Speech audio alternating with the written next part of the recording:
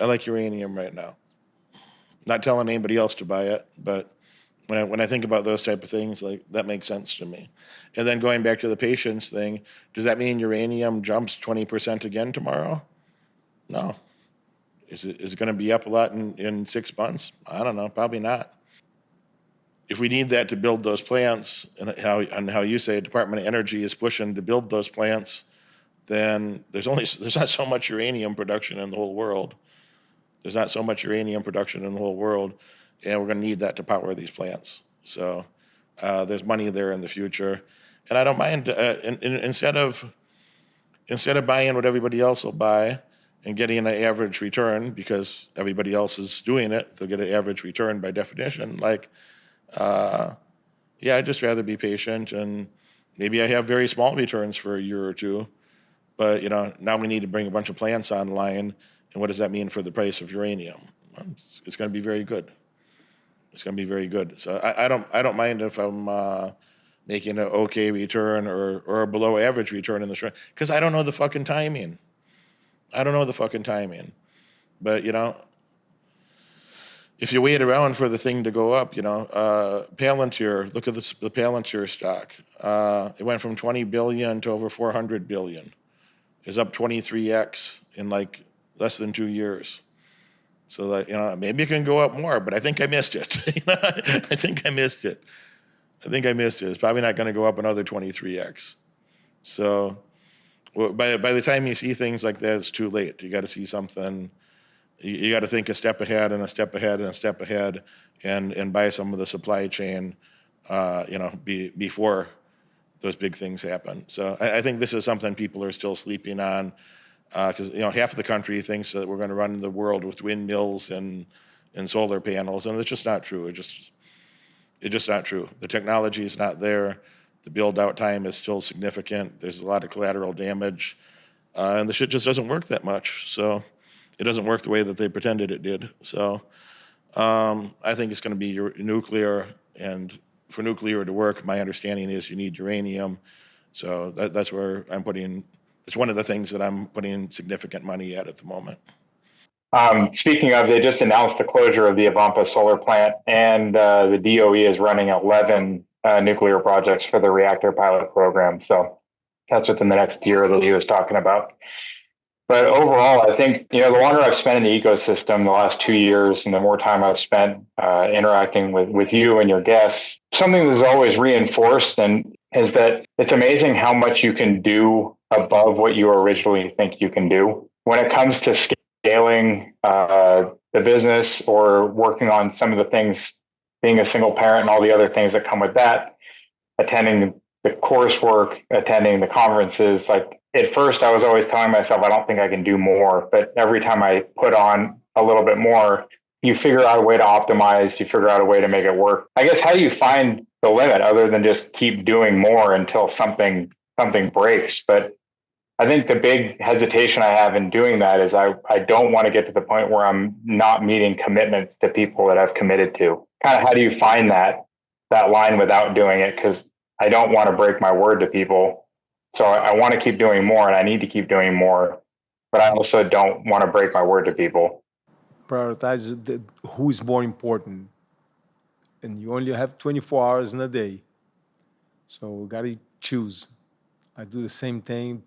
I get so many invitations for seminars to teach all over the world. So I got to pick the best ones. Doesn't mean the small seminars, I'm not going to do it. I'll do it when I have the time. So travel 8 months of the year. I'll get off the plane in New Zealand and I'll go straight to teach a class. Not a problem. So I'm not afraid to work. I'm not running away from work. I love my job, love to do what I do. But I tell the people, put an X amount of people in the class. If you can do it, I'll show up. Some people come up to me and it's like, hey, I don't have that many students. Can you still come? Sure. But hold on, I'm going to put them on the back of the line. I'm not going to put them on the front of the line. I think of three types of messages. I think of there's people that I'm going to get back to immediately if they write me, and particularly if they write me the right type of message. That I say, okay, this person. They never ask me for anything. They're not a dramatic person. They're very mindful of the value of their time and the value of my time, and they're telling me something is important. Okay, so I'm going to get back to that person immediately. And then there's somebody else that I'm going to get back to them, soon. And depending on the context, soon might mean in an hour or so, or it might mean in 2 weeks. But it's in my mind to get back to them, depending on the person and the context of what it is. And there's other people. There's other people that write me that I just got to be honest with myself and say like, I'm going to get back to them never. And people don't like oh Derek, that's not nice. Oh, you know what? You get one life, homie. You get one life. And like Royce said, you got 24 hours a day. You got your 168 hours in a week. And the people that manage that time the best are going to have the best outcomes. So if somebody wants my time, if they want the use of my time, if they want the use of my brain, then it's not unreasonable. It's perfectly reasonable for me to expect them to be my best option. So if it's not the best use of my time, I'm not going to do it. And if somebody's offended by that, then I made the right decision. When they express to me their dismay, that you just think about yourself. You just think, what's the best use of your time? Yes, of course, I think of what's the best use of my time. Of course I do. That's called like rational. My ringer is never on. The phone doesn't exist to interrupt my life. The phone exists so I can interrupt somebody else's life. It's not there to interrupt my life. But I look at the phone 100 times a day, Exists probably for you more. to make money. Yeah. Well, expanding that even farther, it's there for me to maintain and expand resources. So those are social resources, intellectual resources, and financial resources. So that phone exists that if I need some information, I can go search somewhere on there. I can go search on the internet. Okay, I found some intellectual resource that will help me solve this problem. Sometimes I'm reaching out to a human, then say, oh, that man would know a lot about this. Let me ask him what he thinks. Probably I'll do that. So that's another way that I'm reaching out and utilizing a social resource to get me an intellectual resource to solve a problem. And it's there for me to think about the stock market and think about other financial things. So that phone is there for me to gather resources. It can help me gather information. It can help me create better bonds and relationships. It can help me make money. I like that. That's great. That's wonderful. But it's not there to be a distraction. And if it's not serving one of those three purposes, there's a type of person that writes you that they're not doing anything and they're not going to be doing anything, and they just want your attention. They just want you to. They either want to tell me a sad story, which is their fault, and then be offended when I tell them, well, hey, dumbass, if you followed my advice from 2 years ago, you wouldn't have this problem now. And if you follow my advice now, you won't have this other problem in 2 years. And the type of person that you say that to is inevitably offended. So I just don't bother to talk to them anymore. I literally have just learned to be like, for that type of person, I'm just done talking to them. They should have followed the advice 2 years ago. They're sending me a message to tell me about all their big problem, and they want me to help them fix it, but they're not going to fix it. And I'm not going to waste my time pretending that they're going to fix it. That's my fault if I do that. It's my fault if I'm going to pretend this numbnuts that I told him 2 years ago, I told him 3 years ago, and I told him 5 years ago exactly what he needed to be doing, and he wouldn't have this problem now. And now he's contacting me and telling me about the problem. He's not going to fix it. So if I spend my time pretending that, and we go through that theater together, I'm just wasting my time, man. I'm not going to do it. Earlier we were having lunch, and somebody is saying, "Oh, can you call me? It's very important." And I didn't. I haven't even texted them back. But they don't deserve a text back. It's not I don't need to do that. It's not something that it wasn't the right thing for me to do. And if that's a little cold, or it's like, well, Derek's very selfish. Yes, I am. I am. I'm utterly unashamed about it. I don't trust somebody who's not selfish. If a person consistently engages in behaviors that's contrary to their own self-interest, they're going to have terrible outcomes. And a person like that, we're not going to be very useful to each other. If we both do that, we're both going to have terrible outcomes, and all we could do is cry together. So, you know what I do when somebody, I have automated systems that deal with a lot of things in my DMs. And then when somebody is like, I don't want to deal with a bot. I want to hear from the source.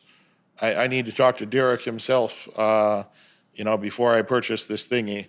And I write them, I say FUK-YA. Yeah. And then I block them. We're not having a conversation about it. I don't need, when I order something from Amazon, I don't think that Jeff Bezos needs to personally deliver the package. And I don't think that's a reasonable expectation. So if somebody's interested, if they know that I'm useful to them, to help them with their life, to help them with their business, then go through the automated process that I helped design. And if you're offended by the automated process and you feel an entitlement, a guy who's never met me, never paid me a penny, never met me, and I'm supposed to take the best use of my time is say, hey Royce, hey Randy, I got to talk to this total stranger over here instead of spending time with you guys today. I mean, how dumb would that be? Because that guy is going to write me 6 more messages. I can tell you everything. I know everything they're going to say. They're going to say, yeah, it's just a bot. You don't care. If you really cared, you'd be helping people for free. If you really cared, you'd respond back to my personal messages. You take the time to invest in me. Send me some money. Give me money. Yeah, some of them are like that. No, some of them are like that. They want me to give them money for a business, like a donation even. And I'm like, yeah, they give me money so I don't have to work this month. So I showed him that one, yeah. A guy asked me to give him $10,000 a couple days ago. A guy asked me, could you give me $10,000 so vacation? I could spend more time with my kids? I've been working a lot. I've been working a lot recently, and if you just gave me $10,000, that would allow me to take more time off and spend more time with my 4 children. No, and some of these no reason to have the conversation. If you know where it's going, and there's no reason to have the conversation. If I mismanage my time that way, it's my fault. You watch this video all the way through, and that tells me you're dedicated to learning more and earning far above average outcomes in your life. Congratulations for that. But now it's time to take action. If you could have earned those results by yourself, you would have done it already. My head coach has opened up a few spots on his high-demand calendar for an in-person, one-on-one strategy session to help you. On this call, we'll give you the pragmatic advice that you can implement tonight to get laser-focused on the right metrics and leave mediocrity far behind in your past. Click that link right now in the description below and apply for your call immediately. Do it now.